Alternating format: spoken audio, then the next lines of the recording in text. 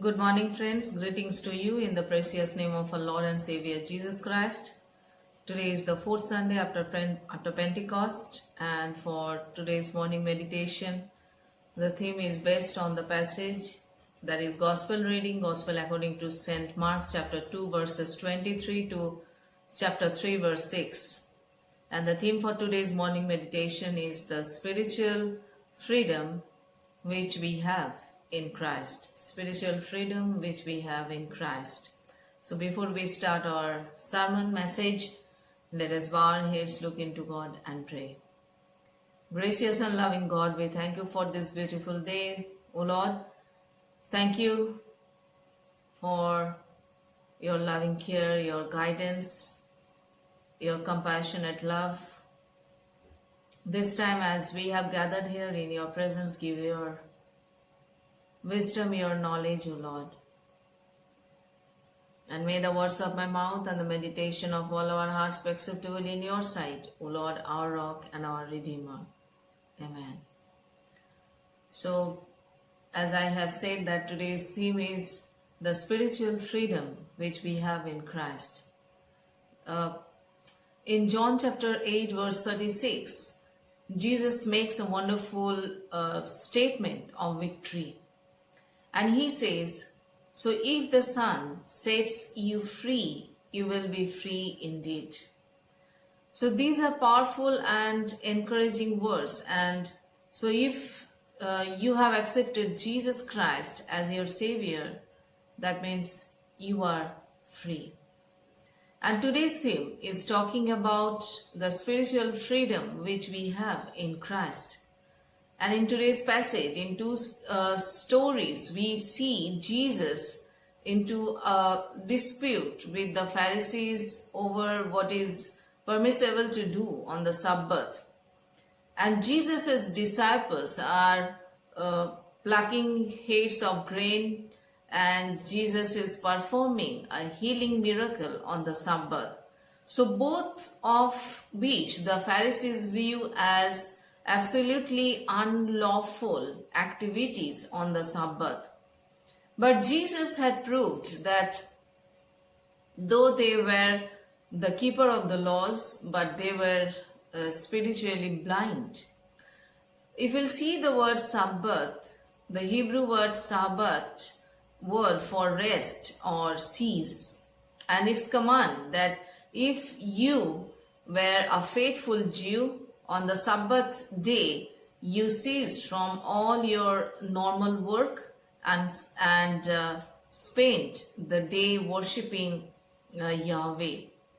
So friends, in this passage, the Pharisees saw themselves as an expert on the Sabbath, and they practiced a range of ideas which they thought suitable for keeping it. And today we are going to see Jesus take an opportunity to teach a valuable lesson about the spiritual freedom we have in Him, that is Jesus Christ. So let's dive into this and see what God's word has to say to us. So Bible says that is in today's passage, that in Mark chapter 2 verse 23, one Sabbath day as Jesus was walking through some grain fields, his disciples began breaking off heads of grain to eat.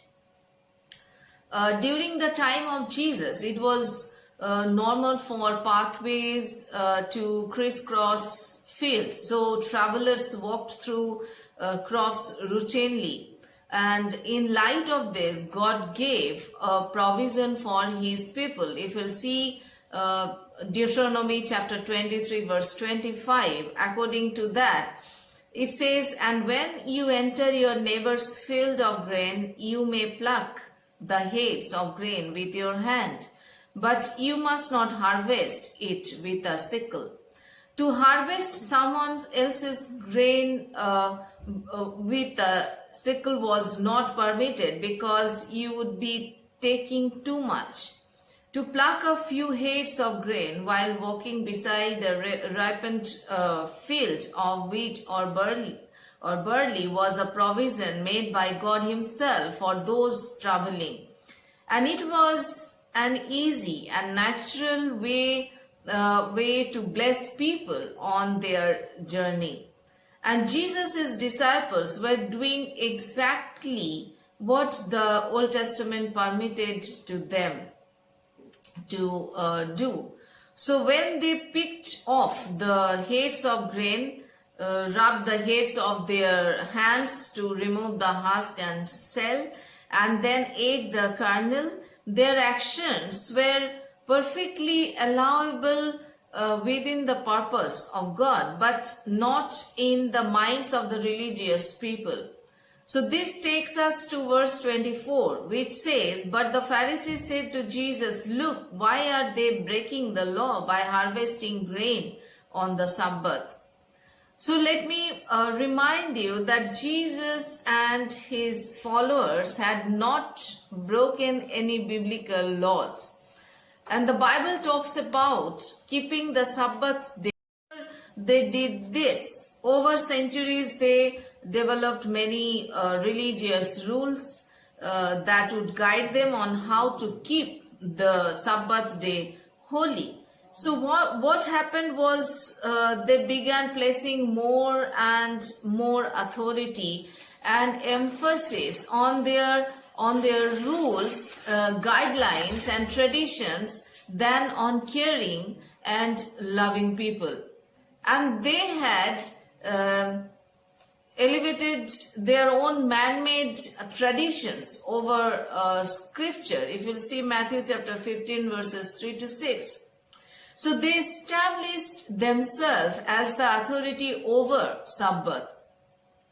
Sabbath day observances taking the rightful position of the only true Lord of the Sabbath, as Jesus was about to make clear. So by the Pharisees' standards, the disciples were guilty of several forbidden actions, not concerned about the hunger or well-being of Jesus' disciples. The Pharisees' only interest was in protecting the petty regulations that made up their hypocritical system or external religion. And they followed Jesus to scrutinize his behavior solely to find something for which to find him guilty for that. But Jesus said to them, "Have not you ever read in the scripture what David did when he and his companions were hungry? He went into the house of God and broke the law by eating the sacred loaves of bread that only the priests are allowed to eat. So he also gave some to his companions." So obviously the Pharisees had read the story about David, but Jesus' words highlighted the fact that even though they knew the facts of the story, they were ignored of its true meaning. So he responded to their question with his own question. "Haven't you ever read in the scriptures?" So the account to which Jesus referred is found in 1 Samuel chapter 21 verse 1 to 6. So Jesus' point was that showing compassion in God's sight always trumped strict adherence to rituals and ceremony. And then Jesus said to them, the Sabbath was made to meet the needs of the people and not people to meet the requirements of the Sabbath. So the Sabbath in Genesis, we are told that God created everything in 6 days, and on the 7th day he rested. Not because he was tired or needed a break, but to celebrate his creation. And Bible gives us 3 purposes of the Sabbath. Number 1, to celebrate God's provision. So the idea of a Sabbath started back in Genesis, because God created everything in 6 days and then he stopped not because he was tired, but to celebrate what he had done and accomplished. So it was a day of rest to reflect on what God had done. Then another purpose was to enjoy God's presence. So later God gave Moses the 10 commandments, and 10 commandments, the fourth one deals with the Sabbath. Within that commandment, God says things like remember to observe the Sabbath day by keeping it holy, and to dedicate it that day to the Lord your God. So he is not talking about being lazy or unproductive, but to stop our normal routine of the week and enjoy God's presence without trying to accomplish everything possible that day. And a third purpose was to remember God's promises. So later on, God gives Moses some more instructions about the Sabbath. God says, be careful to keep my Sabbath day, for the Sabbath is a sign of the covenant between me and you from generation to generation. It is given so you may know that I am the Lord who makes you holy. In Exodus chapter 31 verse 13. So it was a day to be reminded that God still cares. He is committed to his people, and it served as a sign and testimony to others to who was their God. So Jesus says the Sabbath was made to meet the needs of people, and people need to celebrate the provision of God, and people need to remember God's grace is greater than their sin. But the Pharisees come along and ruin all that, and they think the people should serve the Sabbath rather than the Sabbath serving them. So Jesus comes along and blows their whole system up and says in verse 28, so the Son of Man is Lord even over the Sabbath. So he is telling them three things. He is saying, I am the creator of the Sabbath. Jesus is saying, I am the Lord over it because I created it. Everything was made by him, through him, and for him. And he is saying, I am the fulfillment of the Sabbath. In the Old Testament Sabbath, like all of the Old Testament ceremonies, pointed to something more wonderful. So the Bible says that the Sabbath God gave to his people was a shadow that pointed toward the Lord Jesus Christ. So take a close look at Colossians chapter 2 verse 16. It says, so do not let anyone condemn you for what you eat or drink, or for not celebrating certain holy days or new moon ceremonies or Sabbaths. For these rules are only shadows of the reality yet to come, and Christ himself is that reality. So what was the Old Testament Sabbath? It was a shadow of the reality yet to come. So what does the Bible mean by a shadow? A shadow has no reality. The reality is what makes the shadow. The reality is Jesus. So Jesus reminds them, the Pharisees, that the Sabbath is a servant, not a master. So it was made to remind man of the rest of Eden, communion with God, and the idyllic system of man's work before sin had entered the world. And then in the second half of our gospel text, Jesus finds himself in a similar problem. So in the synagogue, Jesus sees a man with a withered hand who needs his help. And Jesus knows what he needs to do and what needs to be done. However, the religious establishment does not allow him to do it. And they tell him, do not do it. Do not heal him. It is not allowed on the Sabbath. But as Jesus enters into the synagogue, it says there is a man there with a withered hand. And the and the word withered means dried up. And the man's hand was twisted, wrinkled, locked, and lifeless. And does not work, and it is useless, and his hands is simply along for the ride. So as Jesus comes in, the Pharisees are intently watching him to see whether he would heal him on the Sabbath, so that they might accuse him.